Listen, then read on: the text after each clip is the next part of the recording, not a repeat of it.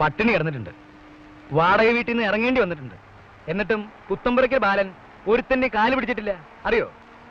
കാശും പണവും ഇല്ലെങ്കിലും ഇവിടുത്തെ ആളുകളുടെ ഇടയിൽ അതുകൊണ്ട് ബാലനൊരു വെയിറ്റ് ഉണ്ടായിരുന്നു. ഇന്ന് അത് കളയാൻ പോവാ. 5-10 കൊല്ലം മുമ്പുള്ള കഥയാ. മദനാന്തകത്തൊരു സവാരി പോയിട്ട് രാത്രി കാർ ഓടിച്ചു വരികയായിരുന്നു. നേരം വൈകിയതുകൊണ്ട് റോട്ടിൽ വാഹനങ്ങളൊന്നും ഉണ്ടായിരുന്നില്ല. പഴയ ലാൻഡ് മാസ്റ്ററാ. ഹെഡ്ലൈറ്റിന് സൂര്യന്റെ വെളിച്ച. ദൂരെ നിന്ന് എന്നെ കണ്ടു. തവിട്ട് പൊടിയായി കിടക്കുന്നു ഒരു ഫോർഡ് കാറ്. ഞാൻ വണ്ടി നിർത്തി. നോക്കിയപ്പോ ഓവുചാലിലൊരു മനുഷ്യൻ ഊർദ്ധശ്വാസം വലിക്കുക.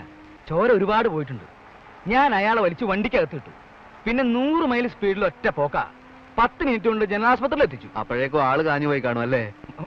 ദാസ, ഈ ചെക്കന്റെ സംസാരം എനിക്ക് തീരെ പിടിക്കില്ല കേട്ടോ. എടാ, ആ മനുഷ്യനെ കാണാൻ നമ്മളിപ്പോ പോകുന്നത്. Yes, come in.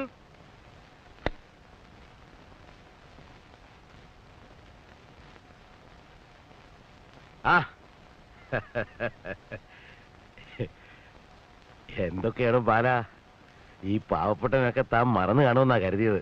അയ്യോ, പല പ്രാരാബ്ദങ്ങളായിട്ട് നടക്കുകയാണേ. പ്രാരാബ്ദോ? തനിക്കോ? ഞാനിവിടെ ഉള്ളപ്പോ നടക്കല. ഇവരൊക്കെ ആരാ? ഞാൻ ബുദ്ധിമുട്ടിപ്പിക്കുകയാണെങ്കിൽ ക്ഷമിക്കണം. താൻ കാര്യം പറ ബാല.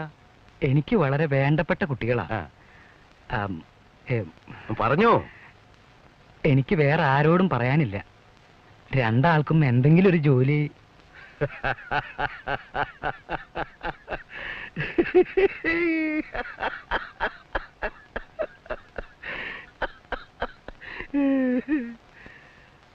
ആവശ്യത്തിന് വിദ്യാഭ്യാസമൊക്കെ ഉണ്ടല്ലോ.